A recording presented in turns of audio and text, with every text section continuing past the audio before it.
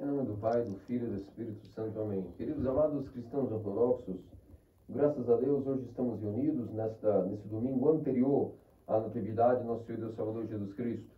Nós estamos nos preparando para o Natal, isso tem 4 semanas de jejum. Entretanto, são os últimos 2 domingos, o passado e este, que nós de maneira mais acirrada entramos na preparação para o Natal. O domingo anterior foi o domingo de todos os antepassados, assim chamado. Significa isso, que todos aqueles que viveram segundo a lei, todos aqueles antepassados de Cristo, que viveram sob a lei de Moisés, ou seja, desde Adão até a véspera da vinda de nosso Senhor Jesus Cristo, comemora-se especialmente todos aqueles antepassados, segundo a carne, que viveram sobre a lei. Abraão, Davi, Salomão, todos eles, até chegar na linhagem de Joaquim e Ana. Hoje, especialmente, nós comemoramos, na verdade, toda a linhagem. Hoje, o domingo anterior à Natividade, também chamado Domingo dos Antepassados, ou Domingo da Genealogia, nós comemoramos todos os antepassados de Cristo segundo a carne. Tanto os que estavam sob a lei, como, de maneira geral, todos. Ou seja, desde Adão até mesmo aquilo que é o ápice, o pináculo da história da humanidade, que foi a encarnação de nosso Senhor Deus Salvador Jesus Cristo. Ou seja, neste domingo de hoje, nós vemos de qual pedigree veio nosso Senhor Deus Salvador Jesus Cristo nascer entre os homens, coabitar entre nós. Não que ele fosse um Deus ausente, de maneira alguma, o Criador sempre estava imerso conosco, ele é o Criador, nele tudo existe e subsiste. Todo o universo funciona pela própria palavra de Deus, o Verbo de Deus. Então não quer dizer que ele era ausente. De qualquer maneira, ele é um Deus presente. Porém, foi profetizado que um dia haveria o tal Emanuel, que quer dizer Deus conosco. Significa que, enquanto homem, em certo momento da história, Deus iria vir ser um companheiro nosso, como inclusive um ser humano também. Sem deixar de ser Deus, viria a nos acompanhar a partir de uma certa hora na história da humanidade, até mesmo como um ser humano, igual a que nós, com exceção do pecado. E por isso que, especialmente hoje, nós comemoramos e estudamos todo esse pedigree, ou seja, toda essa linhagem, todas as famílias que foram separadas, podadas, preparadas para que de geração em geração, filho após filho, pudesse ser preparada uma linhagem. Como se diz, da raiz de Jessé, que era o pai de Davi, brotou um ramo. E esse ramo foi de fato aquilo que era a Virgem, a Santíssima Theotokos, do qual, sendo ela uma flor, veio um fruto, que é o próprio Cristo. É por isso que hoje, nesse domingo especialmente, nós vamos encerrar a preparação para o Natal. E logo amanhã, nesse ano, logo amanhã nós já temos antefesta, a véspera de Natal. Por isso, o evangelista Mateus, nós lemos agora, acabamos de ler, ele inclusive abre o livro dos evangelhos, é o primeiro evangelista, inclusive narrando exatamente isso. Quais foram esses antepassados segundo a carne, qual foi a árvore genealógica desde a criação do mundo até o nascimento de Cristo, onde ele veio, qual foi esse pedigree? E nós acabamos de ler, e foi dito lá, que a partir de Abraão, até Davi, depois lemos de Davi até o exílio da Babilônia, e do exílio da Babilônia até aquilo que foi o patriarca José, o noivo. O evangelista Mateus nos diz que divide isso em 14 gerações. Ou seja, de Abraão até Davi foram 14 gerações. De Davi até a época do exílio da Babilônia foram mais 14 gerações. E desse exílio da Babilônia até a encarnação de Cristo foram mais 14 gerações. 3 vezes 14 gerações. Nossos santos padres interpretam isso da seguinte maneira. Qual é o significado? Por que o evangelista Mateus quis dividir bem esse trieto, né? Esse trio de 14 gerações? Primeiro 14, 14, 14. Primeiramente de Abraão até Davi. Vocês não estão estudando ainda o Antigo Testamento, sua catequese doméstica, nós não chegamos ainda nisso, mas vocês vão ver mais para frente que esta época, chamada de Abraão até Davi, foi a época que quem governou Israel foram os chamados juízes. Repitam, juízes. Então não foram reis que governavam Israel. Nesse período, era o período dos juízes. Ou seja, era um sistema de anciãos e sábios que orientavam Israel administrativamente, politicamente, espiritualmente. As tribos viviam em união, mas cada uma com a sua autonomia, e elas tinham os juízes, que eram sábios homens escolhidos. Isso começou lá com Abraão, depois Moisés deixou um grupo de juízes, os 70 mais elevados em sabedoria, e assim, até Davi, Israel foi governado por um sistema de juízes. Depois, quando veio o rei Davi, Saul foi ungido e depois foi indigno do trono, seu sucessor foi Davi. Saul foi o primeiro rei de Israel. Então encerra essa época dos juízes com o profeta Samuel. Depois do profeta Samuel, Deus pediu que Samuel ungisse um rei para Israel. E desde Davi até a época do exílio da Babilônia, nós tivemos a época dos reis. Agora sim, repitam, época dos reis. De Davi até o exílio da Babilônia. Nesta época, governava uma sucessão de reis pela linhagem de Davi. Jessé era pai de Davi, mas não era rei. Mas Saul foi ungido rei. Saul foi indigno do trono, foi deposto. E então Deus pediu para ser substituído por Saul, Davi, que era o filho mais novinho, caçulinho, um pastor de ovelhas simples, entre os filhos de Jessé. E naquele momento, sendo ele o mais humilde, que mais agradava a Deus segundo o coração, porque diz a Escritura que Davi tinha um coração segundo o coração de Deus, ele foi ungido também como rei de Israel. Depois passou o seu filho Salomão, cuja memória hoje também comemoramos, o onomástico do Salomão, e depois veio de Salomão, e foi vindo todos os sucessores, Judá, e etc, etc, etc, até que chegou o momento onde Israel cometeu graves pecados. Israel começou a vacilar, e a pecar, e até adorar ídolos, imitando os pagãos, ou seja, tendo eles o Deus verdadeiro e um rei, eles começaram a se misturarem com crenças, começaram a ser idólatras, começaram a também reclamar muito de Deus, reclamar do rei, amaldiçoar o rei. Então Deus, como é um médico, ele sempre envia cura. E a cura para Israel começar a se santificar de novo foi permitir que os persas, ou seja, os babilônicos, invadissem Israel, cegassem o rei Jeconias, o levassem todos os escravos amarrados para a Babilônia, peregrinando amarrados, inclusive os filhos de Jeconias também foram até assassinados. Muitos israelitas viram seus filhos assassinados na sua própria frente. E isso adoeceu Israel, de tal maneira que eles sentiram o peso da justiça divina e começaram a se arrepender. Mas passaram mais 14 gerações desse exílio da Babilônia, até que pôde vir a época do que foi a encarnação de Cristo.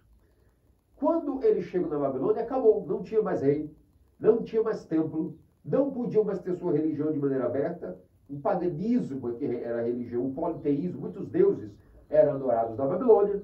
Alguns israelitas desse teste fracassaram, acabaram também adorando deuses babilônios, mas um certo grupo de israelitas sempre se manteve fiel.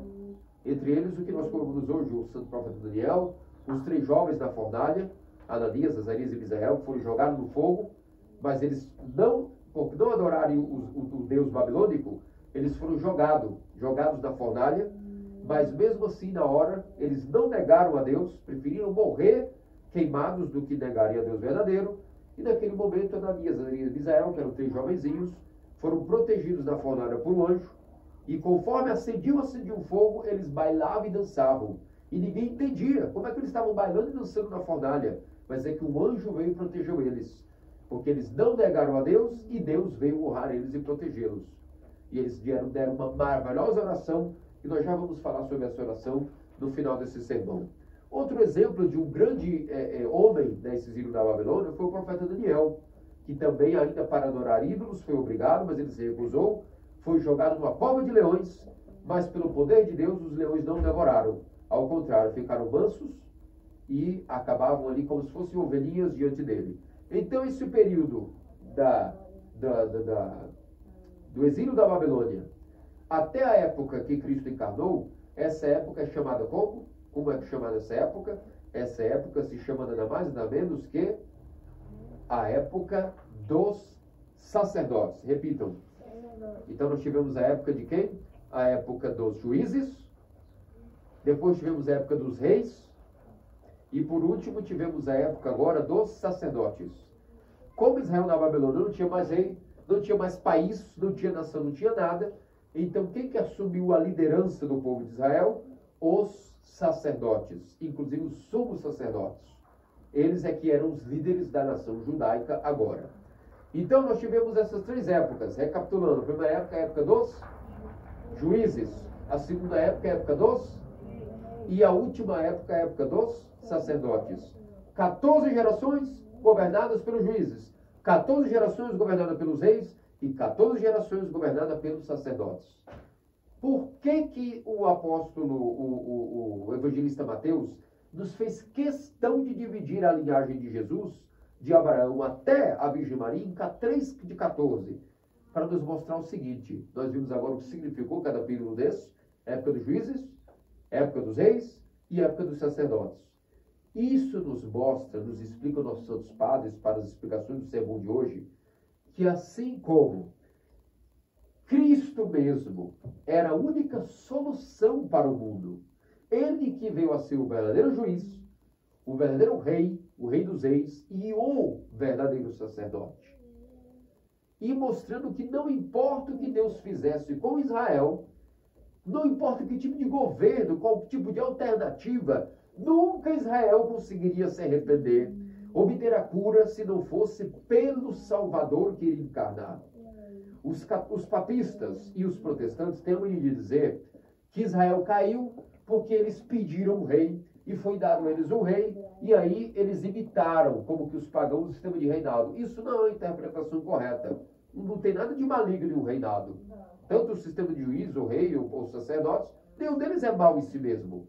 Agora, muitas das interpretações dos teólogos papistas, católicos, romanos e protestantes dizem que Israel começou a degenerar-se quando eles pediram um rei e começou o sistema de reinado. Não, isso não é verdade. O rei é uma coisa boa também. Nos protege contra inimigos. Na hora que vem os saques dos estupradores, ele tem um exército para nos defender. Nós pagamos impostos e ele, ao contrário, nos desenvolve. No caso do rei Davi, providenciou que a religião pudesse ser defendida contra as heresias dos pagãos. Então o rei é uma coisa boa. Não tem nada a ver de que Israel caiu por causa do reinado.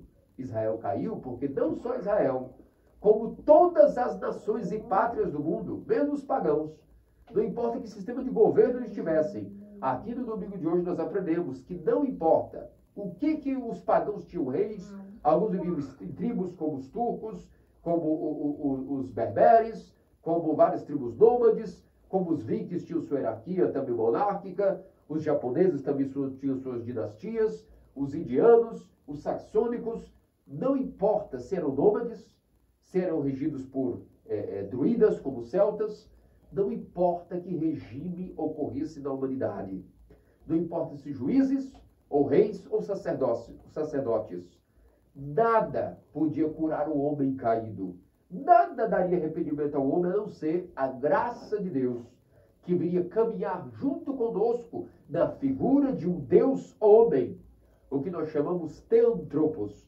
Deus-homem, verdadeiro Deus, verdadeiro homem. Aí sim, não só Israel, como toda a humanidade, podem começar a ter a cura.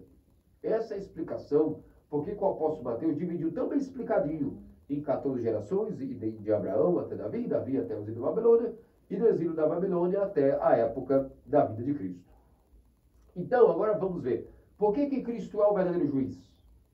Ele é o verdadeiro juiz e não se compara os juízes como Sansão, como Samuel. Nenhum deles se comparam. Nem como Abraão mesmo, que é o pai da fé, não se comparam ao verdadeiro juiz. Por que Cristo é o verdadeiro juiz? Alguém pode julgar um vivo e um morto? O ser humano pode julgar um vivo e um morto? Por exemplo, um juiz do nosso poder judiciário pode julgar no máximo os vivos, não é? Mas ele não pode julgar um vivo e um morto. Mas nosso Senhor Jesus Cristo pode julgar tanto o vivo quanto o morto. Por isso, o único juiz verdadeiro que viria de vir é o próprio Cristo, que tem o poder que foi dado a ele pelo Pai Celestial de ele ser o juiz, o que julga tanto os vivos quanto os mortos, os que já morreram, os que vão nascer, e todos um dia serão julgados pela própria palavra de Deus. Cristo é o verdadeiro rei e rei dos reis, porque algum rei, por mais poderoso que seja, ele pôde matar a morte? Algum rei teve poder de matar a morte? Não. Davi era poderoso, pôde matar a morte? Não. Salomão era o mais sábio, o mais poderoso, o mais rico de todos os reis, de todos os tempos que vão existir. Ele pôde matar a morte? Não.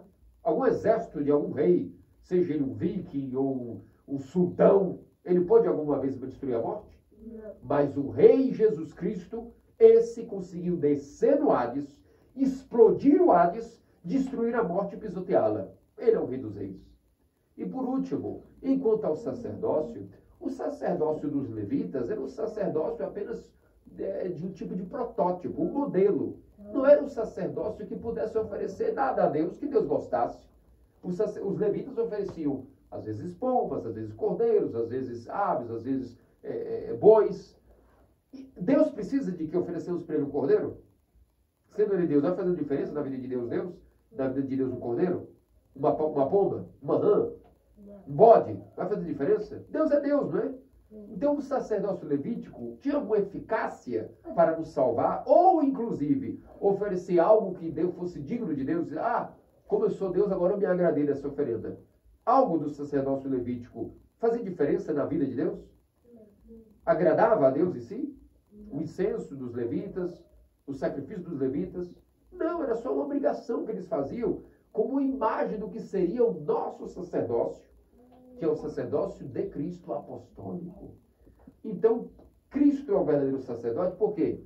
Quando ele morreu na cruz, ele ofereceu o quê? Seu corpo e sangue, não foi? Mas ele era somente um homem comum? Ele era homem e Deus. Logo, Deus agora tem carne e sangue e ossos, não é? Ele mesmo não ofereceu sua carne e sangue divinos ao seu Pai Celestial? Agora vamos ver, uma carne que é de Deus e um sangue que é de Deus, pode agradar a Deus no sacrifício? Pode, não pode? Por causa disso é que Deus perdoou todos os nossos pecados, não é? Por causa disso, todos os que se arrependerem e buscaram arrependimento podem ser perdoados, não é?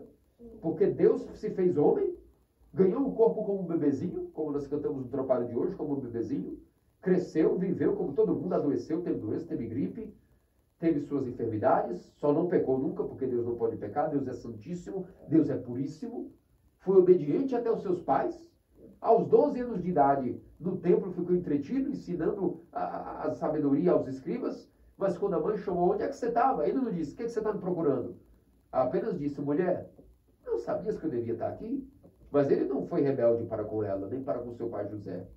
Ainda que era uma figura misteriosa, porque era Deus, era obediente a seu pai e mãe em tudo que lhe diziam. Então viveu todas as etapas com o homem companheirão. Não existe nenhum Deus das mitologias dos falsos deuses que veio viver conosco, sendo igual a nós, inclusive humilhando-se. Mas Cristo é o único sacerdote, e sumo sacerdote válido, porque ele, sendo Deus, ofereceu um sacrifício que pode agradar a Deus. Porque nada que a gente vai oferecer não agrada a Deus. Até o nosso incenso agora que nós oferecemos é diferente do incenso dos levitas, porque quando eu abençoo o incenso para ofertar, nós temos uma oração mostrando agora que esse incenso aromático que será oferecido a Cristo, na verdade é o próprio Cristo que está oferecendo agora esse incenso. Tudo que nós fazemos agora na capela, na liturgia, já não é um homem que oferece como eram os levitas, é o próprio Cristo que pela graça do Pentecostes, através do sacramento da ordem, não sou eu que ofereço, eu sou apenas uma ferramenta humana. O sacerdócio ao qual eu fui ordenado não é meu, nem de Melquisedeque, nem de Arão, nem de Ur, não é de nada. É o próprio Cristo que de uma maneira invisível e misteriosa, ele atua. Por isso nós usamos parabéns, não é a fantasia de palhaço, os braceletes, o felônio, a cinta, a espada, tudo é o Rei dos Reis. Aqui está o símbolo do reinado, ao mesmo tempo do soldado, da hierarquia, mas também dos sacerdotes e também dos juízes. Tudo isso se encerrou em Cristo. Por isso que o sacerdócio da Igreja Ortodoxa é único. Não existe nada comparado ao sacerdócio da ortodoxia. Nem o sacerdócio romano da Igreja Católica, você pode observar, já foi diminuído. Até os paramentos já são mais fracos, já são, basta só ter uma estolinha, não é? Uma tunicazinha. Até visivelmente já se denota que é uma coisa enfraquecida. já não é mais o sacerdócio poderosíssimo de Cristo, Rei e Juiz e Sumo Sacerdote. Então é por isso que agora o que nós oferecemos na liturgia? É boi? É pomba? Não, nós oferecemos um pão e vinho, que na verdade serão mutados, transformados no que é o corpo e sangue do próprio Cristo. Aquele sacrifício da cruz continua em cada liturgia. É um único só sacrifício, então, na liturgia. Não é que nós oferecemos aqui um segundo, que cada liturgia é mais um sacrifício, não é único. Fora do tempo e do espaço, se vocês ficarem concentrados nos querubins, quando nós estamos cantando o coral, proclamando que as hostes celestiais virão misticamente acompanhar o rei de todos, que está vindo em sua glória, aquilo ali é a prova de que quem está vindo ali na grande entrada já é um mistério, que é o próprio Cristo que vem para se oferecer. Não de novo, mas sempre. É o sacrifício continuado, um só sacrifício, que foi a sua crucificação e morte, que nós aqui continuamos sempre sem parar, até que ele possa vir, até que ele volte. Até Cristo voltar, sempre haverá algum sacerdote celebrando essa liturgia, que é a oferenda de quê? Do próprio corpo e sangue de Deus, para expiar os nossos pecados e agradar e louvar a Deus, em agradecimento a Deus, porque Ele é o Criador, porque Ele nos ama, porque Ele é cheio de misericórdia para conosco. Então é por isso que, quando a gente estuda bem o Evangelho, vejam quantas riquezas, e só na leitura da genealogia, da árvore genealógica de onde veio Cristo, nas 14 gerações até Davi, Abraão, Davi, exílio da Babilônia, até a vida de Cristo. Quando nós estudamos bem a nossa religião, ela nos abre muito o olhar para a vida, para nós entendermos o que nós estamos fazendo aqui, qual é o sentido do que nós estamos fazendo aqui. Pois bem, essa é a primeira parte do que eu queria vos dizer. Para não ser muito mais delongas, para não ficar muito grande o sermão, vamos apenas rapidamente pincelar coisas importantíssimas desse domingo de hoje. Entre todos esses antepassados, ontem, quando nós líamos o cânon das matinas, nós vimos que o cânon é dividido em metade. Metade para todos os antepassados, Abraão, Davi, fala-se de Salomão, ok? Mas há outra metade nos cânones e nas odes que falam especialmente sobre os 3 jovens da fornalha. Inclusive a 7ª oda de todos os cânones, todo domingo, todos os cânones, a 7ª oda é inspirada na oração dos 3 jovens Ananias, Azarias e Misael, e no profeta Daniel. Qual o destaque? Por que a igreja ama tanto esses 3 meninos? Que na Babilônia preferiram morrer e serem jogados no fogo. Eram jovenzinhos, tinham adolescentes que eram. E na hora que disse, vocês comam a comida que foi aspergida com sangue oferecido aos demônios. E eles disseram, não vamos fazer isso, a gente prefere jejuar e não comer nada então. E começaram a falar com o cozinheiro, porque eles eram escravos, como todos os israelitas, e falaram para o cozinheiro, por favor, quando for fazer a refeição, da nossa marmita, manda só mesmo legumes, não manda carne oferecida aos demônios. Já que a carne está expedida com sangue, manda qualquer coisa que não esteja o sangue dos demônios. E passou um tempo, todos os amigos deles da Babilônia disseram, esse é o fracote, não está comendo carne, não está comendo nada, você vai ficar fraquinho. Conforme eles cresceram, chegaram na idade assim, de adolescentes, como Deus viu que eles tiveram tanta força de preferir não comer carne do que comer carne oferecida aos demônios, Deus deu a eles mais músculos. Eram maiores, eram jovens vigorosos. E os babilônicos, que tanto comiam aquelas carnes aos demônios, eram mirradinhos, fraquinhos, magricelos, franzinos, perto do vigor de Ananias, Azarias e Misael. Só eles já se destacaram. Eram jovens mais robustos, mais galãs, mais elegantes que os outros jovens da Babilônia, que podiam comer o que quisessem. Porque Deus foi honrando a fé deles. Quando nós fazemos pequenas coisas de fidelidade a Deus, Deus nos dá em retorno muitas maiores coisas a nós, porque Ele é o Deus de amor, o Deus de compaixão e de misericórdia. Então chegou o momento onde foi um decreto que existe, que todos deveriam de fato comer as carnes, independente do que quisessem, oferecer incenso aos demônios, oferecer incenso pelo decreto aí da Nabucodonosor, de que todos deviam se baixar diante do ídolo da Babilônia, e todos deviam adorar os falsos deuses. E eles disseram, rapidamente gritaram na multidão, nós não vamos adorar, nem vamos nos ajoelhar. Imediatamente mandaram acender uma fornalha, que diz que foi acendida 49 côvados. Um côvado é mais ou menos 33 centímetros. Essa fornalha foi, imagina, 33 vezes 49. Quantos metros de chama, tão grande era a chama, que disseram que iam jogar esses jovens de tão provocativos que eles eram. Que eles eram audaciosos para com o rei babilônico. Então isso causou tanta ira, que o rei pensou, se eu não matar logo esses jovens, eles vão dar exemplo para a rebelião. Então mandaram acender a fornalha 49 côvados e jogaram eles na fornalha. Eles não tiveram medo. Jogaram-se na fornalha eles mesmos. Quando abrisse a porta da fornalha, eles mesmos já se jogaram. Nem esperaram ninguém se jogar. Quando jogaram, de repente olharam dentro e eles estavam bailando e dançando, felizes e cantando a oração maravilhosa que a igreja tanto ama, que é a 7ª oda dos nossos cantos. Eles dizem: Senhor Deus de bondade, Senhor Deus de Israel, nós merecemos mesmo tudo o que fizestes. Nós pecamos, nós merecemos, nós somos indignos. Nós estamos aqui porque é bom para nós estarmos escravos, devido ao nosso pecado, devido à nossa iniquidade. Eles não se justificaram. A primeira oração deles, que é um exemplo, é um modelo de como que a gente ora. A oração dos três jovens Ananias e Misael é um protótipo de que como a gente tem que ter uma mentalidade. Quando a gente está rezando, como é que a gente reza? A primeira coisa, não justificar os nossos pecados. Bater no peito e dizer, sim, tudo é culpa minha mesmo. Eu mereço todo o que passo. Mereço minhas dores, mereço minhas doenças, mereço minhas dificuldades, mereço minhas tentações. Afinal de contas, eu sou um pecador. Faço coisas que não foram do teu agrado. Então, eu mereço mesmo. Agora, segunda mentalidade. Eles não ficaram desesperados. Eles rezaram da seguinte maneira: mas apelamos para a tua infinita misericórdia e compaixão. Aqui está o segundo exemplo da mentalidade de como a gente ora. Primeiro nós reconhecemos nossos pecados humildemente, mas depois nós não caímos no desespero também, dizendo, eu sou um inútil mesmo, enfim, me matarei que eu vá para o inferno. Não. A segunda parte de uma oração bem feita é você não desesperar da graça de Deus. Não importa que quantidade de pecados nós tenhamos. Ainda que nós peguemos os pecados de todos os homens e coloquemos aqui numa sala, todos os pecados de todos os homens que já viveram, de mulheres. Isso é como uma pequena gota diante do oceano do amor e da misericórdia de Deus. Não é nada. Isso não é nada diante do olhar de Deus para com o seu amor para com suas criaturas.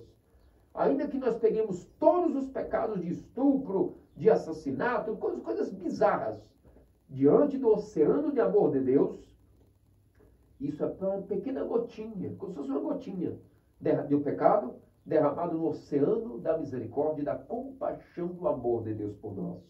Nós temos que acreditar nisso e entender isso. Então a primeira coisa é reconhecer nossos pecados, depois apelar para a misericórdia. E eles apelaram: ó Senhor Deus de misericórdia, não nos abandone, não nos julgue segundo os nossos pecados, mas segundo a tua infinita misericórdia. E por último, a terceira mentalidade de quem sabe orar.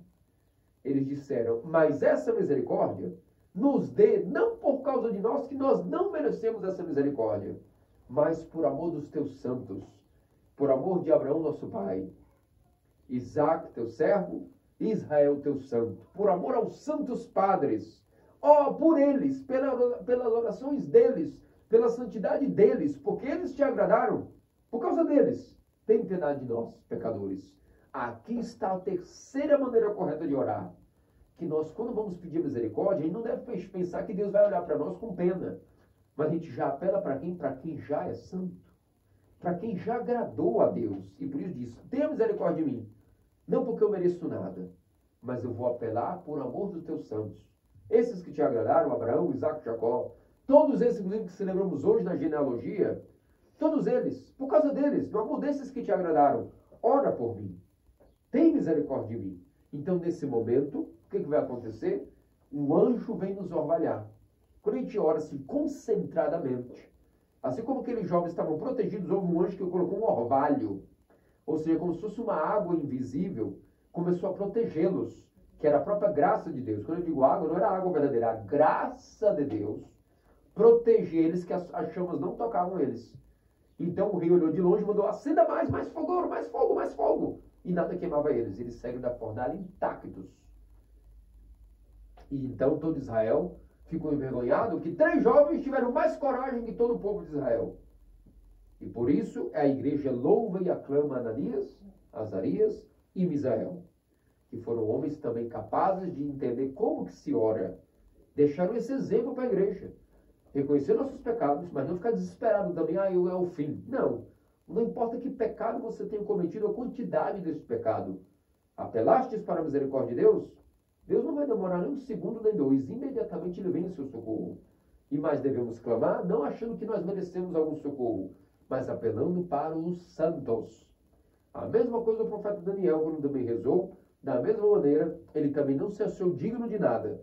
Rezou também dizendo que verdadeiramente Israel estava precisando daquele remédio, que realmente eram pecadores. Ele se incluiu nisso também. E disse, Deus sabe de tudo. Se Ele nos permitiu ser exilados na Babilônia, é porque alguma coisa era melhor para nós. Precisávamos dessa correção. Nós te aborrecemos. Nós te traímos. Depois ele rezou também, mas por causa da tua misericórdia, por amor de teus pais, não também nos abandone. A mesma mentalidade teve o profeta Daniel, que também rezou a Deus da mesma maneira. Reconhecendo os seus pecados, não justificando, mas logo não se desesperando, correndo para a misericórdia de Deus, mas pedindo essa misericórdia em nome dos santos, em nome daqueles que podem orar por nós. A Santíssima Virgem Maria, os nossos anjos, nossos protetores, nossos anjos oromáticos, como nossos santos que cada um carrega o nome. E é por isso que aqueles santos do Antigo Testamento honraram a Deus. E eles nem tinham ainda a Theotokos, não tinham a mão de Deus, não tinham a encarnação, não tinham a comunhão dos santos dons, não tinham a confissão, não tinham o batismo e mesmo assim agradaram a Deus. E nós no Novo Testamento, que justificativo vamos ter para também não correr, bater no peito e dizer que nós também pecamos, mas também pedir a Deus que tenha misericórdia de nós com seu infinito amor. E não por causa de nossos méritos, mas por causa dos teus santos, nosso Senhor, tem misericórdia de nós pecadores. Essa é a mentalidade do cristão ortodoxo na hora de orar, por isso que a oda, todos os cânones que vocês lerem, a sétima oda é inspirada nos jovens da fornalha, e essa história é magnífica. Nosso padre Pantelimo de Boston, fundador do nosso monastério, gostava tanto dessa oração que ele tinha como na sua regra de oração, todos os dias ele rezava essa oração e estimulava os seus monges e monjas que sempre tivessem um momento do dia para rezar aquela oração que está no livro do profeta Daniel, ok? Por isso, meus amados cristãos ortodoxos, desejo-vos que vocês possam encher seus corações de alegria na misericórdia de Deus, sempre apelando aos santos que nós conhecemos e carregamos o nome. Por isso é importante de ler a vida dos santos, para que a gente conheça eles e possa rezar a eles, como amigos que Deus nos deu. E assim vamos preparar nosso coraçãozinho para essa noite de vigília hoje, depois amanhã a liturgia de São Basílio, com as horas reais, a véspera do Natal, e pela noite de amanhã, já a noite de natalina. E que o Espírito Santo vos conceda a graça de ter essas maravilhas em vossas mentes e corações revelados do que significa o grande mistério sobrenatural da encarnação. Ainda que a gente nunca vai entender como é que Deus se fez homem, nós podemos experimentar esse mistério nas orações de nossa igreja. Que disso, nosso Senhor Deus Salvador Jesus Cristo, faça-nos dignos pelas orações do Suplício, Mamãe, Teotocos, Virgem Maria e todos os santos. Amém.